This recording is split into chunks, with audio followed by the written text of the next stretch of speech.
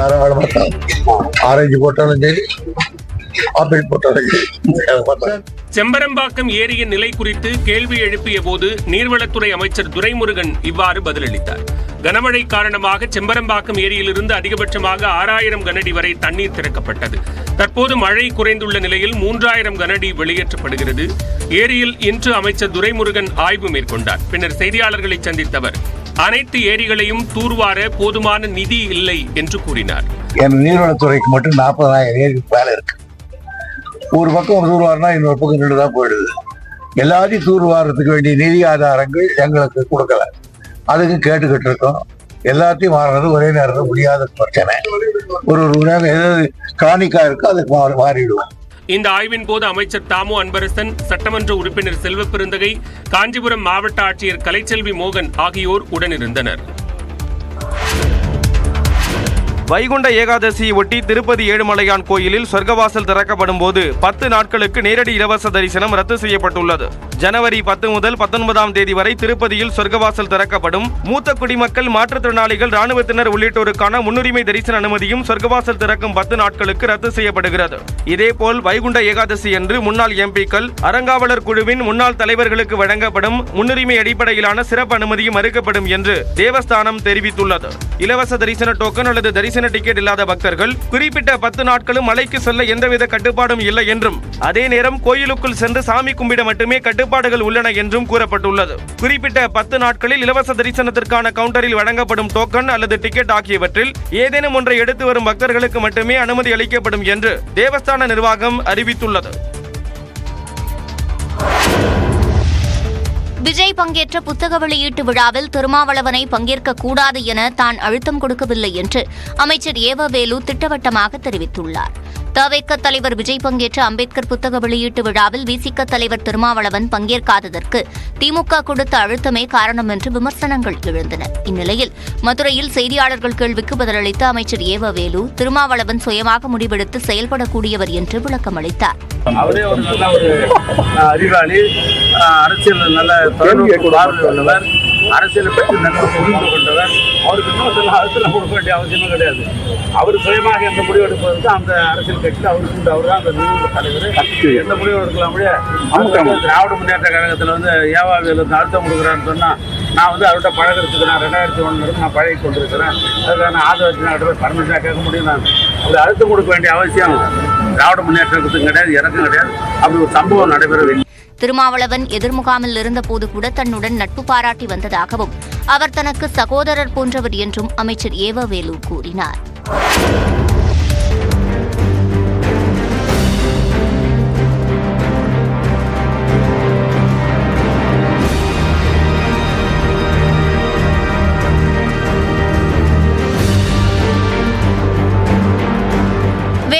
தம்பியுடன் இருசக்கர வாகனத்தில் சென்றபோது விபத்தில் ஐடி பெண் ஊழியர் பலியான பதப்பதைக்க வைக்கும் காட்சிகள்தான் இவை. கனியம்பாடி பகுதியைச் சேர்ந்தவர் சம்பத் என்பவரின் மகள் அஸ்வினி ஐடி நிறுவனத்தில் பணிபுரிந்து வந்தார். தனது சகோதரருடன் இருசக்கர வாகனத்தில் பின்னால் அமர்ந்து அவர் பணிக்கு சென்றுள்ளார். தோட்டப்பாளையம் பகுதியில் சென்று கொண்டிருந்த போது அவர்கள் சென்ற இருசக்கர வாகனம் நிலை தடுமாறி விழுந்தது. இதில் இருவரும் சாலையில் விழுந்த நிலையில் பின்னால் வந்த லாரி அஸ்வினியின் தலையில் ஏறியது. இதில் அவர் சம்பவ இடத்திலேயே பலியானார்.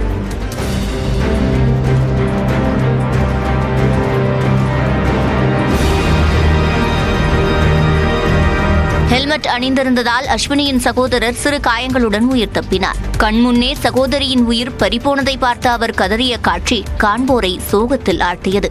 இந்த சம்பவம் குறித்து வேலூர் வடக்கு காவல் நிலையத்தில் வழக்கு பதிவு செய்யப்பட்டு விசாரணை நடத்தப்பட்டு வருகிறது. வங்கக்கடலில் காற்றழுத்த தாழ்வு பகுதி உருவாவதில் தொடர்ந்து தாமதம் நிலவுகிறது. தெற்கு அந்தமான் கடல் மற்றும் அதனை ஒட்டிய தென்கிழக்கு வங்கக்கடலில் உருவான மேலடுக்கு சுழற்சியானது நேற்று குறைந்த காற்றழுத்த தாழ்வு பகுதியாக வலுப்பெறும் என்று வானிலை ஆய்வு மையம் கணித்திருந்தது. இந்நிலையில் தென்கிழக்கு வங்கக்கடலில் உருவான மேலடுக்கு சுழற்சி இன்று காலை நிலவரப்படி அதே இடத்தில் நீடிப்பதாக இந்திய வானிலை ஆய்வு மையம் கூறியுள்ளது. இது அடுத்த 24 மணி நேரத்தில் குறைந்த காற்றழுத்த தாழ்வு பகுதியாக உருவாக வாய்ப்புள்ளதாகவும், அதற்கு அடுத்த 2 நாட்களில் மேற்கு வடமேற்கு திசையில் தமிழ்நாடு கடற்கரையை நோக்கி நகரக்கூடும் என்றும் தெரிவிக்கப்பட்டுள்ளது. இதனால் தமிழ்நாடு மற்றும் புதுச்சேரியில் இன்று மிதமான மழை பெய்ய வாய்ப்புள்ளதாகவும் குறிப்பிடப்பட்டுள்ளது. நாகை, திருவாரூர், மயிலாடுதுறை மற்றும் கடலூர் மாவட்டங்களுக்கு நாளை மிக கனமழைக்கான ஆரஞ்ச் அலர்ட் விடுக்கப்பட்டுள்ளது. தஞ்சாவூர், அரியலூர், பெரம்பலூர், புதுக்கோட்டை மாவட்டங்களிலும், திருச்சி, கள்ளக்குறிச்சி, விழுப்புரம், செங்கல்பட்டு ஆகிய மாவட்டங்களிலும் நாளை கனமழை பெய்ய வாய்ப்புள்ளதாக கூறப்பட்டுள்ளது. இதேபோன்று நாளை மறுநாள் கடலூர் மற்றும் விழுப்புரம் மாவட்டங்களிலும் புதுச்சேரியிலும் மிக கனமழை பெய்யக்கூடும் என தெரிவித்துள்ளது. வரும் 20ஆம் தேதிக்கு பிறகு தமிழ்நாட்டில் படிப்படியாக மழை குறையும் என்றும் இந்திய வானிலை ஆய்வு மையம் கணித்துள்ளது. தஞ்சாவூர் மாவட்டத்தை போன்று திருவாரூர் மாவட்டம் நன்னிலம் அருகேயும் மழைநீரில் வயல்கள் மூழ்கியிருக்கின்றன. இது தொடர்பான கூடுதல் விவரங்களோடு இணைகிறார் செய்தியாளர் ராஜசேகர். ராஜசேகர், எவ்வளவு ஏக்கர் நிலங்கள் நீரில் மூழ்கியிருக்கின்றன? விவரங்களை பதிவு செய்யலாம். பாலவேல், திருவாரூர் மாவட்டத்துல கடந்த சில தினங்களாக பெய்த கனமழையின் காரணமாக விவசாயிகளும் பொதுமக்களும் பல்வேறு பாதிப்புகளை சந்தித்து வருகிறார்கள். குறிப்பாக திருவாரூர் மாவட்டத்துல இந்த ஆண்டு 3 லட்சம் ஏக்கர் பரப்பளவுல சம்பா நெல் சாகுபடி பணிகள்ல விவசாயிகள் தீவிரமாக ஈடுபட்டு வருகிறார்கள்.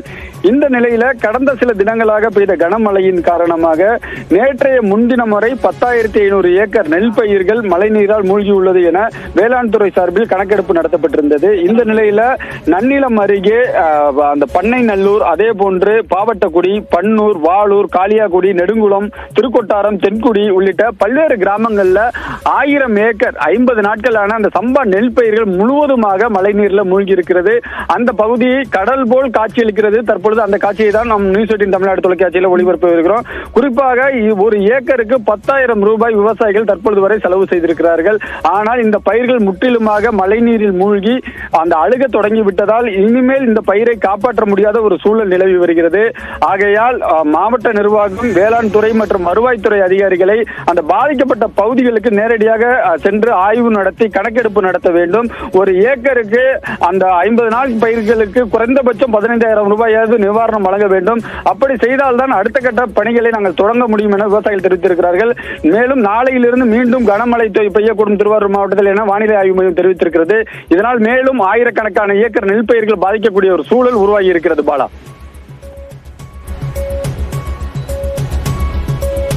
விவரங்களுக்கு நன்றி ராஜசேகர். தொடர்ந்து 1 நிமிட செய்திகளை பார்க்கலாம்.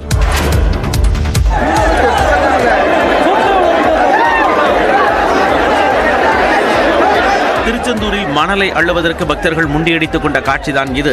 தேரி குடியிருப்பு கற்குவேல் அய்யனார் கோவிலில் கள்ளர் வெட்டு திருவிழா விமர்சையாக நடைபெற்றது. இதில் திருடர்களை தண்டிக்கும் விதமாக இளநீரை கள்ளராக பாவித்து அரிவாளால் வெட்டப்பட்டது. அந்த இளநீர் பட்ட மணலை பக்தர்கள் புனித மணலாக கருதி போட்டி போட்டுக் கொண்டு தங்கள் வீடுகளுக்கு எடுத்துச் சென்றனர்.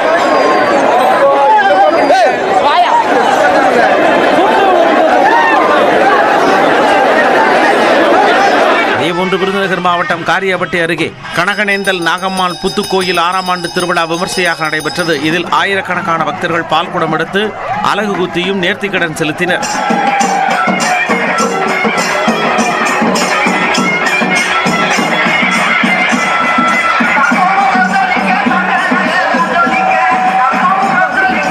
இந்த விழாவுக்காக மதுரை, விருதுநகர், ராமநாதபுரம், தூத்துக்குடி உள்ளிட்ட மாவட்டங்களில் இருந்தும் பக்தர்கள் குவிந்தனர்.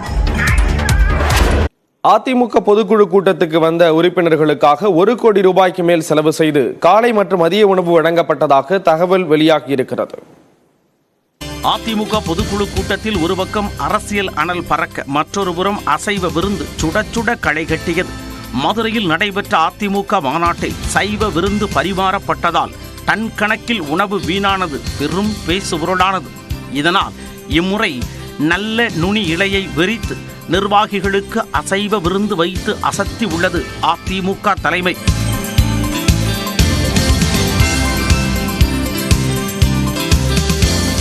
அந்த வகையில் சுமார் 6,000 பேருக்கு அண்டாவாக பிரியாணி சமைத்து சுட சுட பரிமாறப்பட்டது.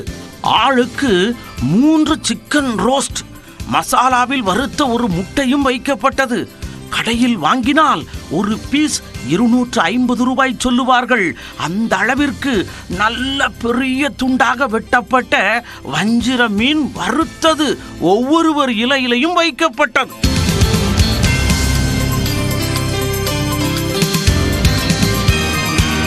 அத்துடன் சாதம், மட்டன் குழம்பு, தக்காளி ரசம், தயிர் உள்ளிட்டவையும் அசைவ விரும்பிகளுக்கு வழங்கப்பட்டன.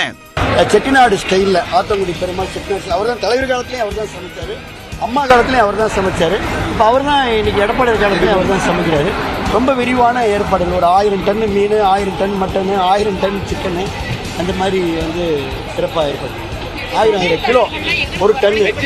ஒரு நபருக்கு 900 ரூபாய் என கணக்கிட்டு அசைவ விருந்துக்கு மட்டும் 54 லட்சம் ரூபாய் செலவிடப்பட்டதாக அதிமுக தரப்பில் தெரிவிக்கப்பட்டுள்ளது. பொங்கல் வடை பொதுக்குழு மட்டுமே இப்போ மத்தியானம் சாப்பாடு இப்போ நீங்களே பார்க்குறீங்க, நல்லா இருக்கு. கார்த்திகை மாதம்னாலே மாலை போட்டவங்க இருப்பாங்க, மாலை போடாதவங்க இருப்பாங்க. யாருக்கு என்ன தேவையோன்னு அறிஞ்சு தெரிஞ்சு எல்லாருக்கும் செய்யணுங்கிற எண்ணம் நம்ம தலைவருக்கு மட்டும் இல்லை, தொண்டர்களுக்கும் இருக்குது. அதை கணக்கு பண்ணி தான் அசைவமும் சைவமும் படைச்சிருக்காங்க. அதே மாதிரி தான் காலையிலையும் எந்த தொண்டர்களும் பசியோட போகக்கூடாது அப்படிங்கிறதுக்காக காலையிலையும் எங்களுக்கு டிஃபன் கொடுத்தாங்க. எல்லாமே உணவுகள்லாம் எந்த குறையும் இல்லை. சைவம் சாப்பிடுபவர்களுக்கும் ஏமாற்றம் தராத வகையில் தடபுடலாக விருந்து சாப்பாடு பரிமாறப்பட்டது. தம்ரூட் அல்வா, பருப்பு வடை, அப்பளம், வெள்ளை சாதம், சாம்பார், வத்த குழம்பு, தக்காளி ரசம், முட்டைக்கோஸ், பீன்ஸ் பொரியல், புடலங்காய் கூட்டு, உருளைக்கிழங்கு பொரியல், வெஜ் பிரியாணி, தயிர் பச்சடி, தயிர், பருப்பு பாயாசம் உள்ளிட்டவையும் பரிமாறப்பட்டன.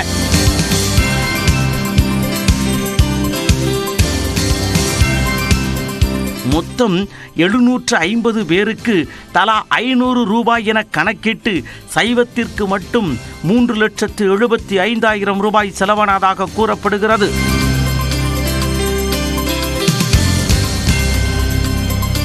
இது மட்டுமின்றி காலையில் சுமார் 500 பேருக்கு கேசரி, இட்லி, பொங்கல், வடை, சாம்பார், சட்டினி உள்ளிட்டவை வழங்கப்பட்டது. ஒருவருக்கு 150 ரூபாய் வீதம் 75,000 ரூபாய் வரை காலை உணவுக்கு செலவானதாக அதிமுக தரப்பில் தெரிவிக்கப்பட்டுள்ளது.